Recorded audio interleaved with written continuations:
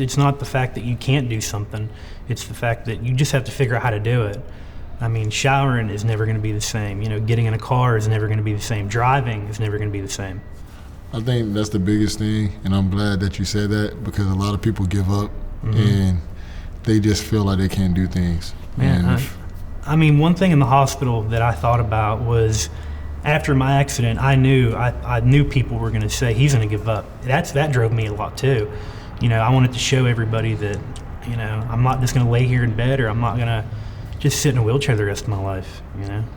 I think that makes you different from everybody. Because to me, when I played football, a lot of times what motivated me were the ones that doubted me. You always have people that support you, but the ones that doubt you are the ones that constantly push you more, and they're the ones who push you to get back to what you were doing before. Yeah. I mean, you can't give up.